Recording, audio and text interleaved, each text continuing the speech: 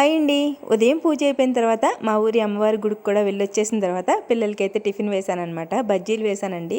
రోజు అయితే పిల్లలకి టిఫిన్ పెట్టేసిన తర్వాత నేను పూజలో కూర్చునేదాన్ని మనశ్శాంతిగా. ఈరోజైతే పూజ అయిపోయిన తర్వాత వేశాననమాట. బజ్జీలు వేస్తూ కూర్చుంటే పూజకి లేట్ అయిపోతుందని చెప్పి ఇంకా పిల్లలేమో ఆవురమంటూ ఆకలితో ఉన్నారు. ఇంకా గుడి నుంచి రాగానే ఫస్ట్ అయితే పిల్లలకి టిఫిన్ వేసి పెట్టేశాను. తర్వాత నేను కూడా తినేసి వేడిగా కాఫీ తాగేశాననమాట. మా లక్కోడైతే భోజనానికి వెళ్తుంది. ఇంకా నేనైతే వంట చేయాలి కదా, అన్నం కుక్కర్లో పెట్టేసి పప్పు పులుసు పెట్టేశాననమాట. ఇంకా పిల్లలకి పప్పు పులుసులోకి అప్పడాలు నంచుకుంటారని చెప్పి అప్పడాలు కూడా వేయించేశాను.